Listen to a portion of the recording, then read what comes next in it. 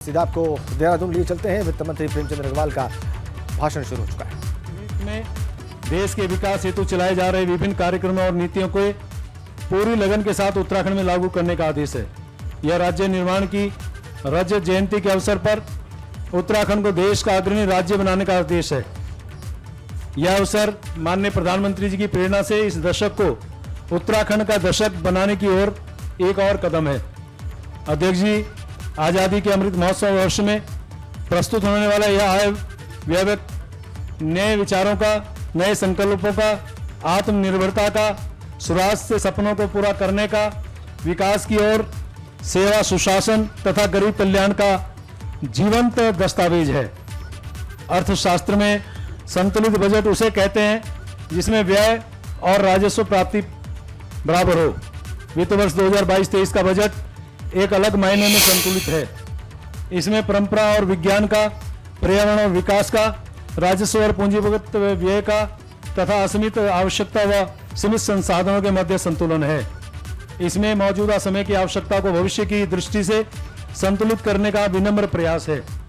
हमारी सरकार का यह विश्वास है कि यदि सरकार द्वारा बनाई गई योजनाओं का लाभ समाज के महिलाओं, बच्चों, वरिष्ठ नागरिकों, कृषकों और असंगठित देश क्षेत्र के मजदूरों, अनुसूचित जातियों व जनजातियों, पिछड़े वर्गों, अल्पसंख्यकों तक नहीं पहुंच पा रहा है तो उनकी सार्थकता निश्चय ही खतरे में पड़ जाती है।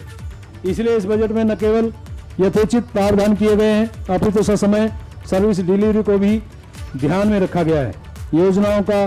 योजनाओं की नियमित मॉनिटरिंग के हेतु ऑनलाइन व ऑफलाइन दोनों माध्यमों का विशेष ध्यान रखा गया है। अध्यक्ष जी, बजट का हम प्रभावी तौर पर सही मायने में जनता का एक अस्त्र बनाना चाहते हैं। इसीलिए बजट निर्माण के अवसर पर हमने हर संभव तरीके से जनता से जुड़ने का प्रयास किया है। अध्यक्ष जी, सम्मानित सदन का अवगत कराना है कि 29 मार्च 2022 को 4 माह हेतु लेखानुदान प्रस्तुत किया गया था। लेखानुदान पारित होने के बाद हमने विभागीय विशेषज्ञता व जन सहभागिता से बजट निर्माण का विनम्र प्रयास किया है। हमने आपका बजट, आपका सुझाव अभियान प्रारंभ किया। व्हाट्सएप और ईमेल के माध्यम से जनता के बहुमूल्य सुझाव प्राप्त किए। माननीय मुख्यमंत्री जी की प्रेरणा से प्रदेश में पहली बार विभिन्न क्षेत्रों के प्रतिनिधि समूहों के साथ मंडलवार संवाद कार्यक्रम आयोजित किए। कुमाऊं मंडल में नैनीताल में 14 मई 2022 को और गढ़वाल मंडल में देहरादून में 19 मई 2022 को अर्थव्यवस्था से संबंधित प्रमुख क्षेत्र, कृषि व संबंधित गतिविधियां, ग्रामीण व शहरी स्थानीय निकाय, उद्योग, वैकल्पिक ऊर्जा व व्यापार जैसे प्रमुख हितधारक समूह के प्रतिनिधियों को संवाद कार्यक्रम में आमंत्रित किया। इन संवाद कार्यक्रमों में विभिन्न क्षेत्रों का प्रतिनिधित्व करने वाले 200 से अधिक प्रतिनिधियों ने अपने बहुमूल्य सुझाव हमें दिए। बजट पूर्व संवाद व जनता के सुझावों को हमने जनादेश माना है। नीति निर्माण और बजट निर्माण में उनसे सम्यक प्रेरणा लेने के लिए सुझावों को संबंधित विभागों को संदर्भित भी किया है। अनेक सुझावों को विद्यमान योजनाओं में बजट प्रावधान में वृद्धि कर सम्मिलित किया गया है। ये सुझाव नीति निर्माण में भी सहायक सिद्ध होंगे। समयाभाव के कारण यहाँ विस्तार से उल्लेख संभव नहीं है, तथापि प्रसंगवश कुछ सुझावों का उल्लेख इस आय व्यय में किया गया है। यह कदम प्रदेश की अंतिम पंक्ति में खड़े व्यक्ति को प्रदेश की अर्थव्यवस्था से संबंधित नीति निर्माण से जोड़ने हेतु एक अभूतपूर्व पहल है। हमें पूर्ण विश्वास है कि बजट जैसे महत्वपूर्ण विषय पर में जन साधारण की सहभागिता व विचार विमर्श बजट निर्माण के जनतांत्रिक पक्ष को मजबूत प्रदान करेगी। अध्यक्ष जी, यह आय व्यय हमारी सरकार की प्राथमिकताओं का ध्वजवाहक भी है। हमारी प्राथमिकताएं निम्नवत हैं। प्रदेश में सुदृढ़ वित्तीय अनुशासन एवं राजकोषीय प्रबंधन हो, सुशासन तथा सतत विकास लक्ष्यों का प्रभावी क्रियान्वयन हो, सरकारी विभागों में बेहतर सर्विस डिलीवरी हेतु क्षमताओं में अभिवृद्धि हो, सरकारी विभागों में नव प्रवर्तन व सूचना प्रौद्योगिकी के प्रयोग का प्रोत्साहन हो, सरकारी योजनाओं में सब्सिडी सीधे लाभार्थी को स्थानांतरित हो तथा कोई मध्यस्थ न हो, शिक्षा एवं कौशल विकास रोजगार परक हो, निर्बल वर्गों का सशक्तिकरण करते हुए सामाजिक सुरक्षा में अभिवृद्धि हो, कृषि व संबंध क्षेत्रों का पुनर्जीवन व विस्तार हो तथा परंपरागत कृषि, उद्यान, मशरूम व सुगंध पुष्पों के उत्पादन व विपणन को प्रोत्साहन हो। आधारभूत संरचना व औद्योगिक विकास के साथ साथ पारिस्थितिकी तंत्र से संतुलन हो। सड़क, सेतु, नागरिक उड्डयन और रोपवे के माध्यम से बेहतर कनेक्टिविटी हो। पर्यटन क्षेत्र में विकास हो, प्रक्रियाओं का सरलीकरण हो, समस्याओं का समाधान हो और लंबित प्रकरणों का निस्तारण हो तथा जरूरतमंदों की सेवा हो। प्रदेश समृद्धि की ओर बढ़े और राज्य में सुशासन हो। माननीय अध्यक्ष जी, राज्य के विकास और सुनहरे भविष्य के लिए आवश्यक है पूंजीगत परियोजना और पूंजीगत परियोजना के लिए आवश्यक है पूंजी का राज्य की ओर प्रवाह हो। यदि मजबूत इच्छा शक्ति और संकल्प हो तो प्रदेश के विकास में संसाधनों की कमी आड़े नहीं आती। आवश्यकता है एक नेक और विकास परक सोच तथा स्पष्ट लक्ष्य की। हमारा लक्ष्य स्पष्ट है, प्रदेश का सर्वांगीण व समावेशी विकास। लक्ष्य पूर्ति हेतु हम स्वयं के संसाधन बढ़ाएंगे। केंद्र पोषित व बाह्य सहायतित योजनाओं को पूरी लगन से लागू करेंगे तथा पब्लिक प्राइवेट पार्टनरशिप से प्रदेश के विकास को गति देंगे। यह बताते हुए अत्यंत हर्ष होता है कि पिछले 1 वर्ष और वर्तमान वित्तीय स्थिति में जितनी बाह्य सहायतित परियोजनाएं स्वीकृति हुई हैं उतनी पहले कभी नहीं हुई।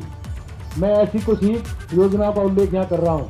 टिहरी क्षेत्र को ब्रांड टूरिस्ट डेस्टिनेशन के रूप में विकसित करने तथा स्थानीय समुदायों की विकास में भागीदारी सुनिश्चित करते हुए सस्टेनेबल टूरिज्म विकसित करने हेतु रुपये 1930 करोड़ की परियोजना लागत से holistic development of Tehri lake and इस कैचमेंट परियोजना भारत सरकार द्वारा स्वीकृत की गई है। बागवानी के समग्र विकास हेतु 526 करोड़ लागत की बाह्य सहायतित परियोजना Uttarakhand integrated horticulture development project हेतु समझौता पत्र 31 मार्च 2022 को हस्ताक्षरित किया जा चुका है। इस परियोजना का उद्देश्य उत्पादन को बढ़ावा देना, उत्पाद की गुणवत्ता सुनिश्चित करना एवं विपणन संबंधी गतिविधियां सुदृढ़ करना। इसके अंतर्गत नर्सरी, उत्कृष्टता केंद्र, पोस्ट हार्वेस्ट मैनेजमेंट, खाद्य प्रसंस्करण और विपणन संबंधी गतिविधियां सम्मिलित हैं। हमें विश्वास है यह परियोजना औद्योगिकी के क्षेत्र में मील का पत्थर साबित होगी। विशेष रूप से ग्रामीण महिलाओं के समूह को सशक्त करने, उनके उत्पादों को बाजार से जोड़ने, परंपरागत उपज को प्रोत्साहित करने, उनकी आय में बढ़ोतरी करने के उद्देश्य के साथ आगामी 7 वर्षों के लिए आईफेड द्वारा वित्त पोषित रूरल एंटरप्राइजेज एक्सेलरेशन प्रोजेक्ट रुपये 771 करोड़ का अनुबंध पत्र हस्ताक्षरित हो गया है। यह किसानों की आय को दुगना करने के लिए माननीय प्रधानमंत्री जी की संकल्पना को साकार करने में एक सशक्त प्रयास होगा। देहरादून मसूरी क्षेत्रीय यातायात व्यवस्था को सुचारू करने, जाम से मुक्ति पाने और कार्बन फुटप्रिंट कम करने के उद्देश्य से सड़कों का चौड़ीकरण एवं इलेक्ट्रिक बसों की खरीद आदि घटकों के लिए 1750 करोड़ रुपए की परियोजना लागत से development of best in class transport infrastructure in Dehradun and Mussoorie Bharat सरकार द्वारा स्वीकृत हो गई है। इसके अतिरिक्त शहरी विकास के क्षेत्र में कुल रुपये 4,847 करोड़ की 2 परियोजनाओं की स्वीकृति भारत सरकार से प्राप्त हुई है। 2,025 करोड़ की integrated urban infrastructure development in Haldwani परियोजना की स्वीकृति दिनांक 29 दिसंबर 2021 को प्राप्त हुई है तथा 2,812 करोड़ की urban infrastructure development of secondary towns की स्वीकृति दिनांक 23 दिसंबर 2021 को प्राप्त हुई है। पेयजल आपूर्ति के लिए 2 महत्वपूर्ण बाह्य सहायतिक परियोजना स्वीकृत हुई है। 38 दूरस्थ व छोटे नगरों में 135 लीटर प्रति व्यक्ति प्रतिदिन गुणवत्ता युक्त स्वच्छ पेयजल उपलब्ध कराने हेतु जापान इंटरनेशनल कॉर्पोरेशन एजेंसी जायका के सहयोग से रुपये 1,600 करोड़ परियोजना लागत से Uttarakhand urban water supply project तथा देहरादून एवं उपनगरीय क्षेत्र हेतु सुनिश्चित पेयजल आपूर्ति के लिए सोंग नदी पर लगभग 2,021 करोड़ की लागत से बाह्य सहायतित सोंग पेयजल बांध योजना भारत सरकार से स्वीकृत हो गई है। 952 करोड़ की परियोजना लागत से Uttarakhand climate responsive rain fade farming project Bharat सरकार से स्वीकृत हो गया है।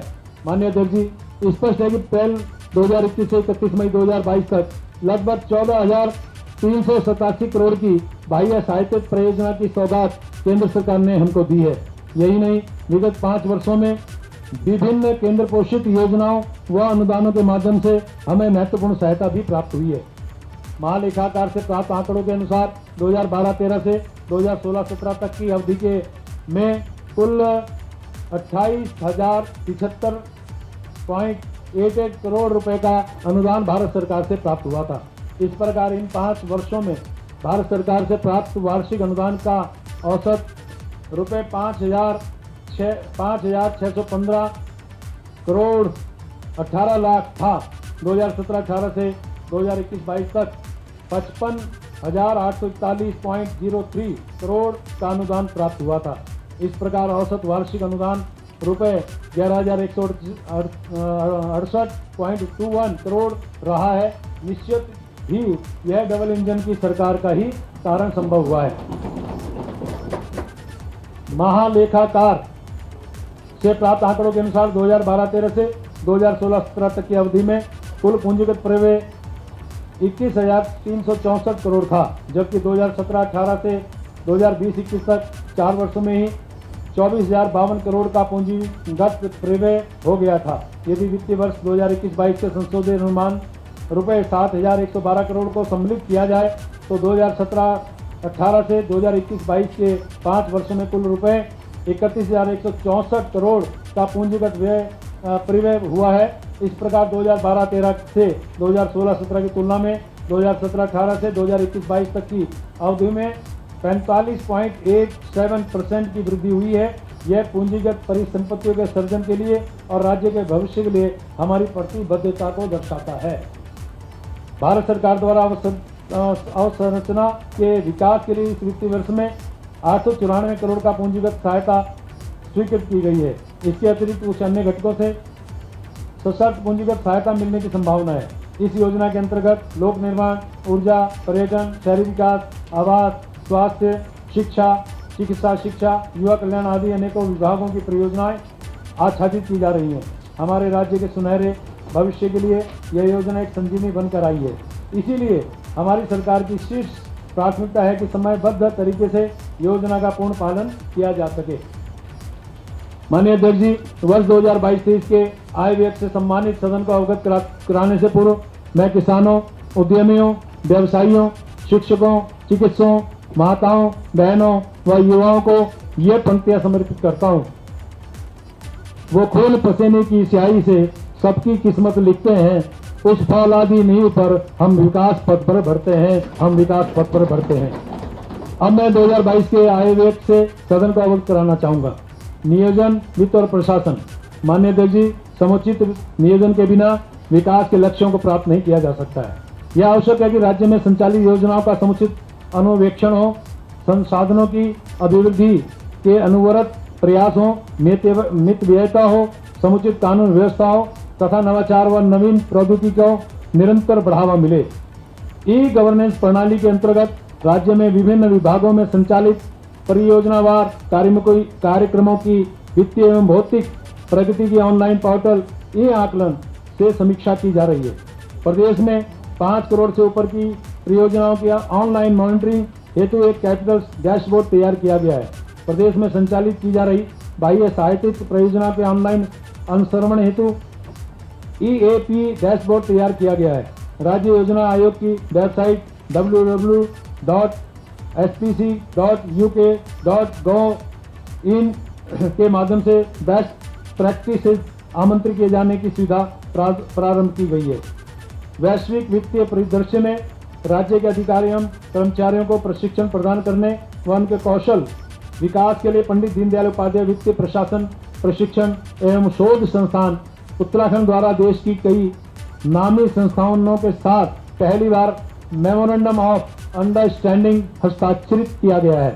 संस्थान ने National Institute of Public Finance and Policy Nai Delhi, National Institute of Financial Management Faridabad, Administrative Staff College of India Hyderabad तथा Institute of Public Enterprises Hyderabad के साथ प्रदेश के कार्मिकों के प्रशिक्षण के लिए मॉड्यूल विकसित करने एवं प्रशिक्षण प्रदान करने के लिए भी अनुबंध किया है।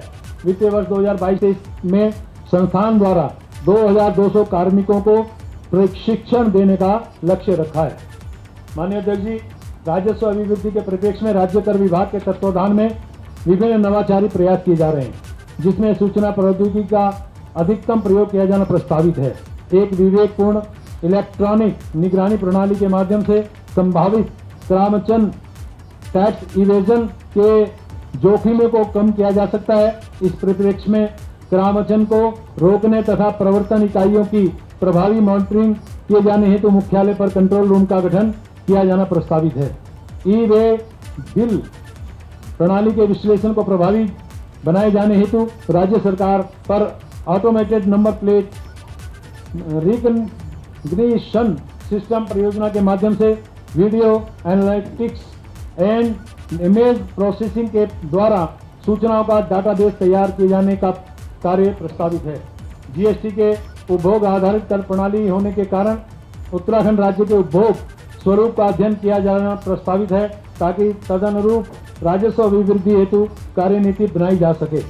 करदाताओं के मध्य जीएसटी अनुपालनाओं का अधिक प्रचार प्रसार किए जाने के लिए हमने गंभीर प्रयास प्रारंभ किए हैं। जन जागरूकता के विभिन्न विषयों को भी विज्ञापन के माध्यम से प्रसारित किया जा रहा है। माननीय अध्यक्ष जी, अधिकाधिक व्यापारियों को पंजीयन प्राप्त किए जाने हेतु प्रोत्साहित करने तथा पंजीकृत व्यापारियों को सामाजिक सुरक्षा प्रदान किए जाने के दोहरे उद्देश्य व्यापारी दुर्घटना बीमा योजना लागू की गई है, जिसके अंतर्गत किसी पंजीकृत व्यापारी की दुर्घटना में मृत्यु होने पर 5 लाख की बीमा राशि प्रदान की जाती है। बजट पूर्व संवाद के दौरान व्यापारी दुर्घटना बीमा योजना में अभिवृद्धि का सुझाव आया था। इस आय व्यय में व्यापारी दुर्घटना बीमा योजना के अंतर्गत प्रदान की जाने वाली 5 लाख की बीमा राशि को बढ़ाकर 10 लाख रुपए किया जाना प्रस्तावित है। अध्यक्ष जी, निबंधन कार्यालयों में कंप्यूटराइजेशन व पुराने अभिलेखों के डिजिटाइजेशन किए जाने के विशेष प्रयास किए जा रहे हैं।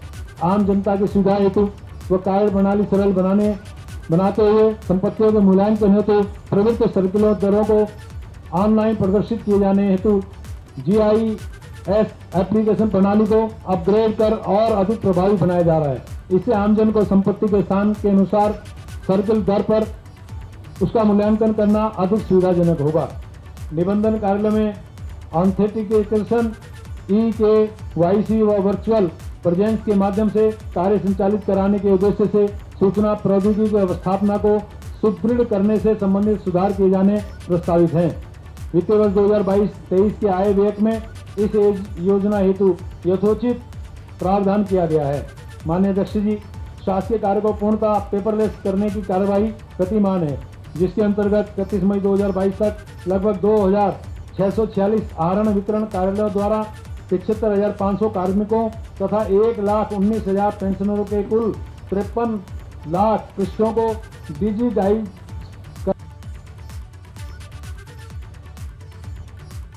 2646 आहरण वितरण कार्यालयों द्वारा 75,500 कार्मिकों तथा 1,19,000 पेंशनरों के कुल 53 लाख पृष्ठों को डिजिटाइज कराया जा चुका है। जीरो टॉलरेंस नीति के क्रम में लेखा परीक्षा में नए कार्य क्षेत्रों यथा IT audit, fraud and forensic audit आदि पर ऑडिट मैनुअल तैयार किए जा रहे हैं, जिससे लेखा परीक्षा कार्यों की गुणवत्ता में अभिवृद्धि होगी। राज्य में ऑनलाइन प्रोक्योरमेंट के संबंध में शिकायत व सुझाव अंकित किए जाने की कोई ऑनलाइन व्यवस्था नहीं थी। इस कमी को दूर करने के उद्देश्य से ग्रीवांस रेड्रेसल मैकेनिज्म पोर्टल को 5 जनवरी 2022 को लॉन्च किया जा चुका है।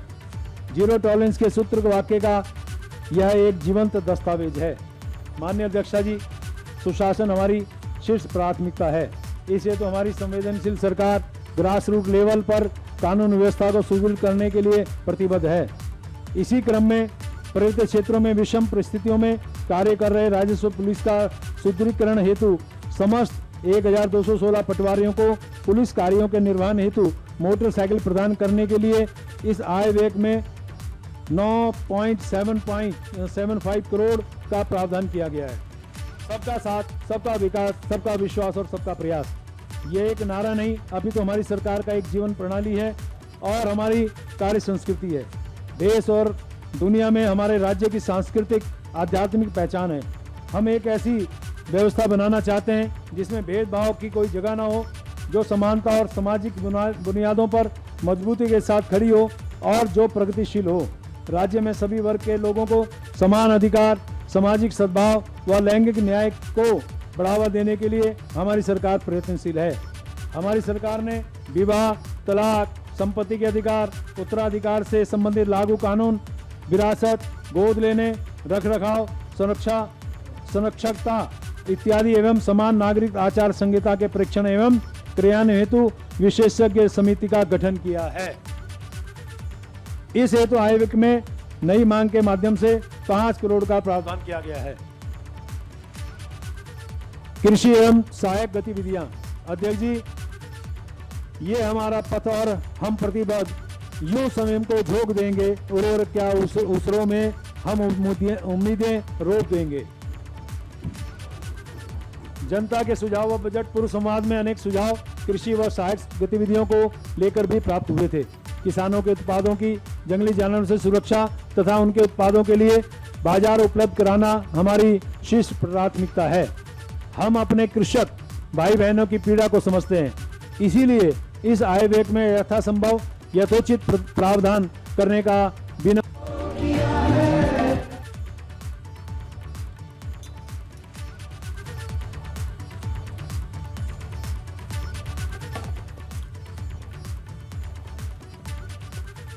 आवश्यकता है एक संकल्प की, दृढ़ इच्छा शक्ति की, ग्रामीण भाई बहनों के हौसला बढ़ाने की, उनके उत्पादों को बाजार उपलब्ध कराने की और पौष्टिक अनाज को उचित मूल्य दिलाने की।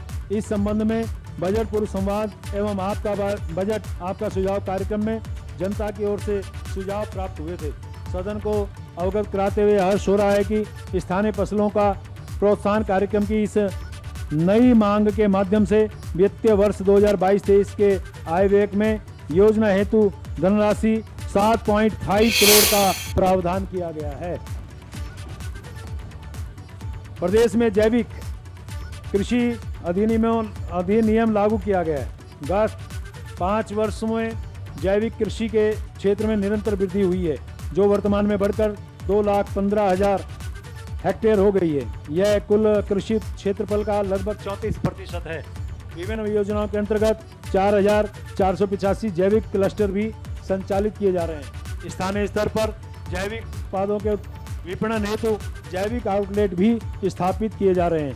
अध्यक्ष जी, पात्र कृषकों को कृषि कार्य हेतु विनिवेश के लिए प्रधानमंत्री किसान सम्मान निधि योजना के अंतर्गत 2,000 रुपये प्रति किस्त की दर से प्रति वर्ष 6,000 रुपया का भुगतान सीधे उनके बैंक खातों में किया जा रहा है। अब तक प्रदेश में 9,30,000 कृषकों के खाते में 1,581.46 करोड़ रुपया स्थानांतरित किया जा चुका है।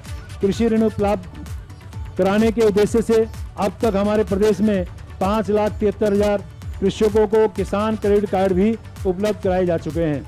लघु, सीमांत, महिला कृषकों एवं दूरदर्शी पर्वतीय क्षेत्रों तक कृषि यंत्रों की पहुंच बढ़ाने हेतु पर्वतीय क्षेत्रों में फार्म मशीनरी बैंक एवं मैदानी क्षेत्रों में कस्टम हायरिंग सेंटर स्थापित किए जा रहे हैं। प्रधानमंत्री फसल बीमा योजना के अंतर्गत हमारे प्रदेश में गत 5 वर्षों में 6,24,000 कृषक बीमित हुए हैं। खरीफ सत्र 2021 तक 1,14,475 कृषकों को लगभग 25 करोड़ 95 लाख क्षतिपूर्ति की गई है। योजना का लाभ अधिक से अधिक कृषकों को तक पहुंचाने का प्रयास किया जा रहा है। वित्तीय वर्ष 2022-23 के आय व्यय में इस योजना हेतु 4 करोड़ का प्रावधान किया गया है। कृषक भाई बहनों की मेहनत को समुचित व सम्मान दिलाने के लिए तथा उत्तराखंड राज्य के उत्पादों को बाजार उपलब्ध कराने के लिए जियोग्राफिकल इंडिकेशन टैग एक महत्वपूर्ण माध्यम के रूप में उभरा है। जीआई टैग प्राप्त करना उत्पाद की विशिष्टता को सुनिश्चित करते हुए वैश्विक बाजार की बेहतर संभावना उपलब्ध कराता है। प्रदेश की स्थानीय फसलों को जीआई टैग प्रदान कराए जाने हेतु कार्रवाई की जा रही है। मुनस्यारी राजमा को 2021 में भारत सरकार द्वारा जीआई टैग प्रदान कर दिया गया है। इसके अतिरिक्त 11 फसलों यथा उत्तराखंड मंडवा, जंगोरा, गैट, लाल चावल, काला भट्ट, माल्टा, ब्रांज जूस, चौलाई, अल्मोड़ा, लखोरी मिर्च, पहाड़ी तोर दाल तथा बैरीनाग चाय को जीआई टैग प्रदान किए जाने हेतु भारत सरकार में आवेदन कर दिया गया है। प्रधानमंत्री कृषि सिंचाई योजना के घटक पर ड्रॉप मोर क्रॉप के अंतर्गत 45 से 55% राज्य सहायता प्राप्त की जा रही है। अध्यक्ष जी, किसान भाई बहनों के हित में इस सहायता को 25% बढ़ाकर 70 से 80% किए जाने का प्रस्ताव है। यह सब्सिडी डीबीटी के माध्यम से सीधे किसानों को दी जाएगी। वित्तीय वर्ष 2022 के आय व्यय में इस योजना हेतु कुल धनराशि लगभग 43 करोड़ 15 लाख रुपए का प्रावधान किया गया है। अध्यक्ष जी, औद्योगिकी के समग्र विकास हेतु हमें केंद्र सरकार की विभिन्न योजनाओं के माध्यम से भरपूर सहयोग मिल रहा है। मैं इस अवसर पर बागवानी मिशन, प्रधानमंत्री कृषि सिंचाई योजना, प्रधानमंत्री फसल बीमा योजना के अंतर्गत औद्यानिक फसलों हेतु पुनर्गठित मौसम आधारित फसल बीमा योजना व प्रधानमंत्री सूक्ष्म खाद्य उद्यम उन्नयन योजना का विशेष उल्लेख कर रहा हूँ। हमारी सरकार भी मुख्यमंत्री एकीकृत औद्यानिक विकास, मुख्यमंत्री संरक्षित उद्यान विकास योजना, मिशन एप्पल, बागानों को घेरबाड़ योजना, वर्मी कंपोस्ट इकाइयों की स्थापना, उत्तर फसल प्रबंध योजना, राजकीय उद्यानों का सुदृढ़ीकरण, मशरूम उत्पादन विपणन योजना, कृषि एवं उद्यान उत्पादों के समर्थन मूल्य की योजना, मधुमक्खी पालन की योजना, मधुग्राम योजना आदि योजनाओं के माध्यम से कृषकों की उन्नति में भागीदारी निभा रही है। कोविड महामारी के समय विभिन्न स्थानों में वापस आए अपने उत्तराखंड वासियों को स्वरोजगार से जोड़ने के लिए मुख्यमंत्री एकीकृत बागवानी विकास योजना अक्टूबर 2020 में प्रारंभ की गई थी।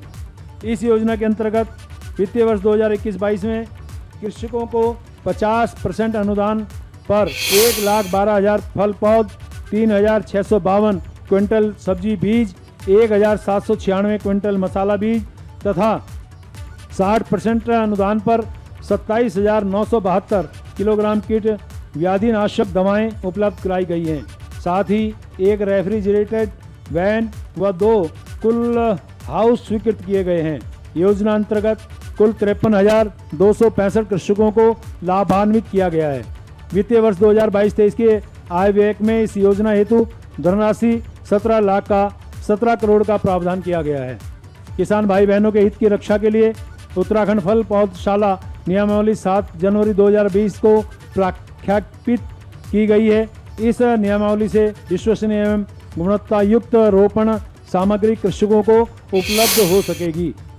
कृषकों के फसलों को विभिन्न मौसमी कारकों से होने वाले नुकसान की क्षतिपूर्ति हेतु प्रधानमंत्री फसल बीमा योजना के अंतर्गत औद्यानिक फसलों हेतु पुनर्गठित मौसम आधारित फसल बीमा योजना का क्रियान्वयन किया जा रहा है, जिसके अंतर्गत सेब, आम, आड़ू, माल्टा, संतरा, मौसमी, लीची, टमाटर, अदरक, आलू, फ्रेंचबीन, मटर एवं मिर्च का बीमा कराया जाता है।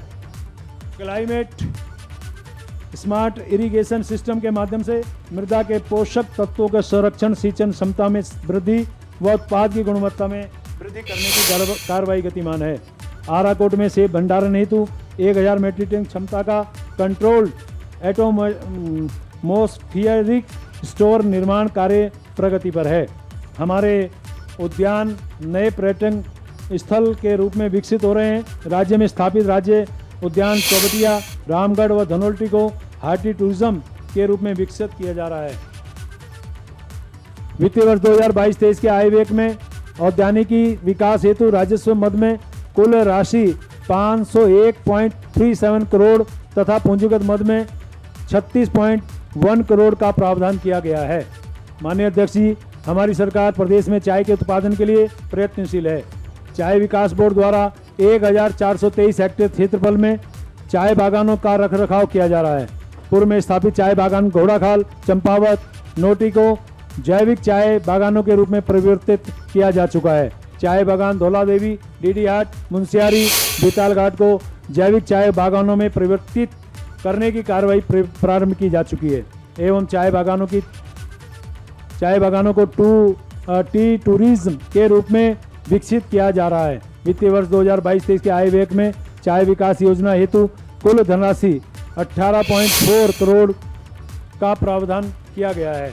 अध्यक्ष जी, कृषि एवं औद्यानिक उपजों की जंगल जानवरों द्वारा हानि पहुंचाने की चुनौती से निपटने के लिए जड़ी बूटी कृषिकरण व वृक्षारोपण हेतु कृषकों को प्रेरित किया जा रहा है। ऐसे क्षेत्र जिनमें जड़ी बूटियां प्राकृतिक रूप से पैदा हो रही हैं, उन्हें चिन्हित कर जड़ी बूटियों के विकास हेतु नवीनतम तकनीकी को अपनाते हुए उनके उत्पाद एवं गुणवत्ता में वृद्धि के साथ सीधे कृषकों की आय में वृद्धि के प्रयास किए जा रहे हैं। सगंध पौधा केंद्र सेलाकुई द्वारा एरोमा सेक्टर के बढ़ते बाजार को देखते हुए तथा राज्य में विभिन्न क्षेत्रों की जलवायु, मृदा व भौगोलिक परिस्थितियों को ध्यान में रखते हुए विशेष सगंध फसल आधारित एरोमा वैलियां विकसित किया जाने की योजना है। इन एरोमा वैलियों से वन्य जीवों से परंपरागत खेती को हो रहे नुकसान के कारण बंजर कृषि भूमि को सगंध फसलों द्वारा आबाद किया जा सकेगा। प्रत्येक वैली हेतु विशेष फसल यथा डैमस्क, गुलाब, lemon grass, mint, सेनामन, Surai, Timur, Juniper, rosemary, lavender, चंदन, सिट्रस, हेम्प आदि को चिन्हित किया गया है। राज्य में प्राकृतिक रूप से पाए जाने वाले सघन पौधों के तेलों पर आधारित उत्पादों के विकास पर शोध कार्यों हेतु सघन पौधा केंद्र परिसर सेलाकुई में अंतर्राष्ट्रीय स्तर की इत्र एवं सुगंध प्रयोगशाला की स्थापना की गई है, जिसका लोकार्पण माननीय प्रधानमंत्री श्री नरेंद्र मोदी द्वारा दिनांक 3 दिसंबर 2021 को किया गया है। कृषकों को गुणवत्ता युक्त पौध सामग्री उपलब्ध करवाने हेतु सगंध पौधा केंद्र सेलाकुई में हाईटेक नर्सरी की स्थापना की गई है। इस नर्सरी में 1 लाख पौध प्रतिवर्ष तैयार करने की क्षमता है।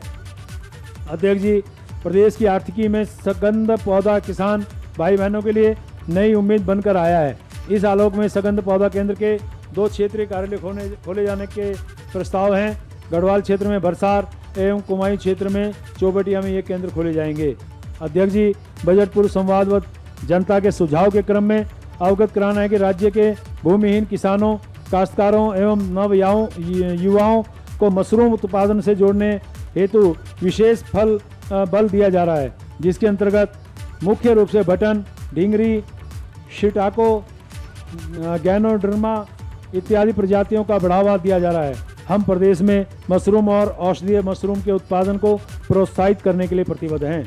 माननीय अध्यक्ष जी, किसानों की आय दुगना किए जाने के उद्देश्य से विभाग द्वारा दीनदयाल उपाध्याय सहकारिता किसान कल्याण योजना अंतर्गत सहकारी सदस्य एवं स्वयं सहायता समूह को ब्याज रहित ऋण उपलब्ध कराया जा रहा है।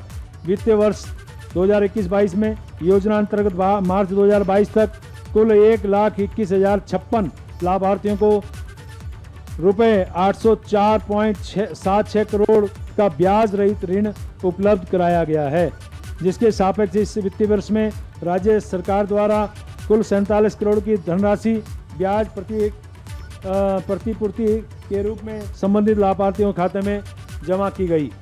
वित्तीय वर्ष 2022-23 में योजना अंतर्गत लगभग 1,200 स्वयं सहायता समूह एवं 1,50,000 लाभार्थियों को लाभान्वित किए जाने के उद्देश्य से इस वित्तीय वर्ष 2022-23 के आय व्यय में इस योजना हेतु धनराशि 55 करोड़ का प्रावधान किया गया है।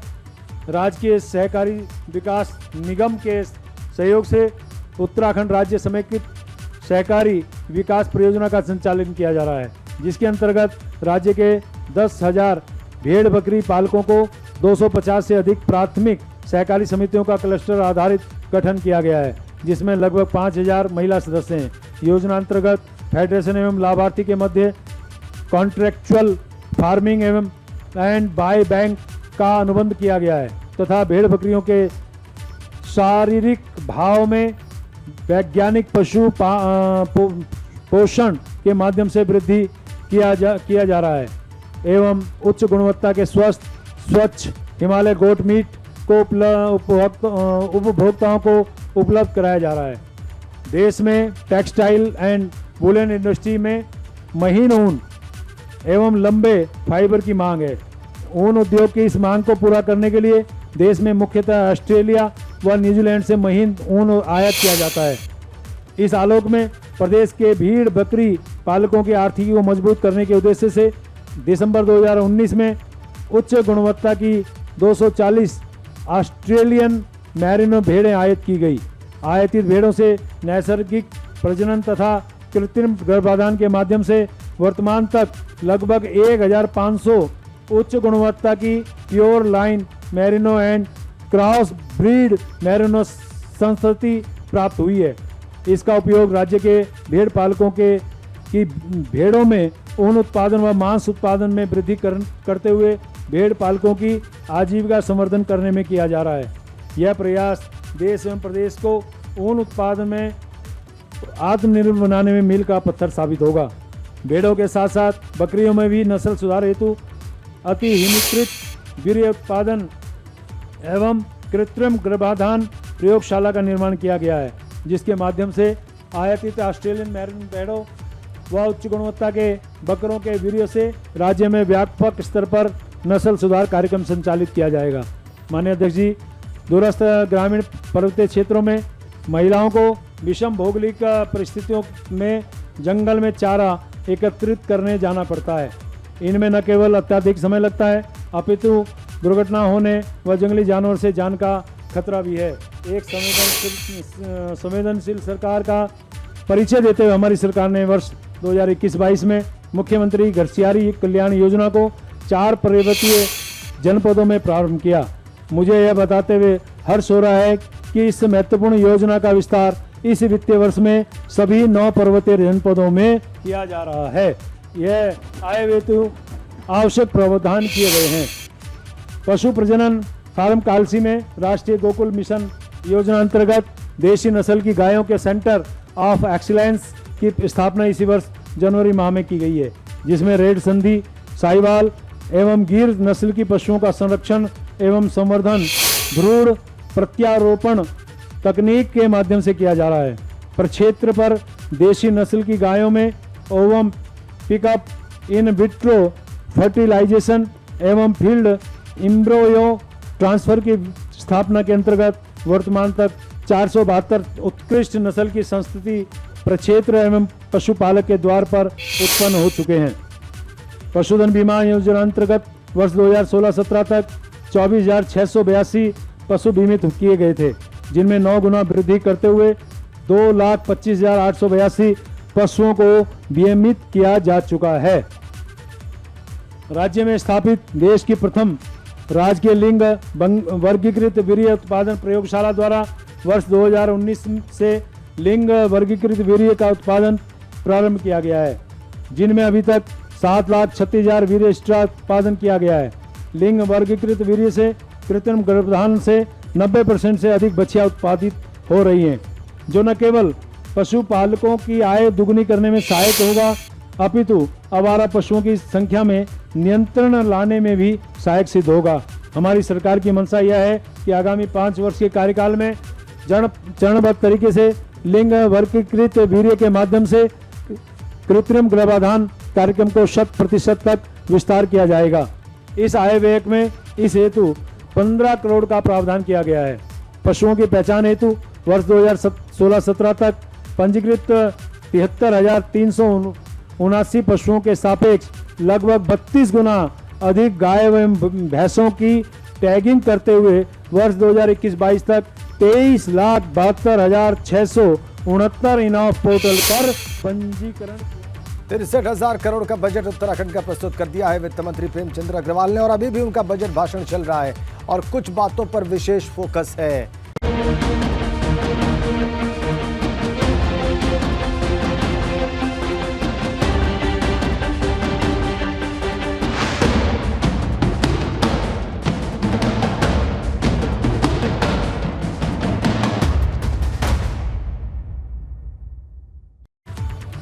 बजट भाषण चल रहा है इस वक्त उत्तराखंड की विधानसभा में। वित्त मंत्री प्रेमचंद्र अग्रवाल का एक बार फिर से आपको वहीं ले चलते हैं। किया जाता है। मुझे अवगत कराते हुए हर्ष हो रहा है कि वर्ष 2021 में आयोजित राष्ट्रीय प्रतियोगिता में राज्य के 5 युवाओं द्वारा पदक हासिल किए गए हैं। इनमें 2 युवाओं द्वारा 3D डिजिटल आर्ट एवं साइबर सिक्योरिटी की श्रेणी में शंघाई में आयोजित होने वाली अंतर्राष्ट्रीय प्रतियोगिता में देश का प्रतिनिधित्व किया जाएगा। राज्य के युवाओं को विदेश में उपलब्ध रोजगार के अवसरों से जोड़े जाने के उद्देश्य से विदेश रोजगार प्रकोष्ठ का गठन किया गया है। वित्तीय वर्ष 2022-23 के आय व्यय में इस योजना हेतु 2 करोड़ रुपए का प्रावधान किया गया है। अध्यक्ष जी, अनुपालन भार कम किए जाने से संबंधित प्रक्रिया के अंतर्गत राज्य में ऐसे कानून जो समय के साथ अप्रासंगिक हो चुके हैं उन्हें हटाए जाने हेतु एक समिति का गठन किया गया है। राज्य में अभी तक ऐसे 682 विधियों व उपविधियों की पहचान की गई है जो अप्रासंगिक हैं और जिनसे निवेश प्रभावित हो रहा है, उन्हें हटाए जाने की प्रक्रिया गतिमान है। वर्ष 2017-18 से 2021-22 की अवधि में प्रदेश में 19,135 सूक्ष्म, लघु और मध्यम उद्यम तथा 47 बृहत उद्योग स्थापित किए गए हैं, जिनमें 6,748.76 करोड़ का पूंजी निवेश और 1,18,123 लोगों को रोजगार प्राप्त हुआ है। तो 63,000 करोड़ का उत्तराखंड का बजट प्रस्तुत किया है वित्त मंत्री प्रेमचंद्र अग्रवाल ने। अभी भी उनका बजट भाषण चल रहा है और इसमें कुछ बहुत खास बातें हैं। पेयजल पर फोकस किया गया है, बुजुर्गों, महिलाओं और युवाओं पर फोकस किया गया है और इसके अलावा टिहरी झील पर भी फोकस है, उसके विकास पर भी फोकस है इस बजट में। और पटरी जो लगाने वाले लोग हैं उनको बाइक्स देने के लिए भी बजट का प्रावधान है। और एक बहुत महत्वपूर्ण बात, कॉमन सिविल कोड की कमेटी बनाने के लिए भी 5 करोड़ रुपए आवंटित कर दिए गए हैं। मतलब कॉमन सिविल कोड को लेकर गंभीर है धामी सरकार और ये उसके पहले बजट से ही बहुत साफ कमेटी बनाने के लिए 5 करोड़ रुपए।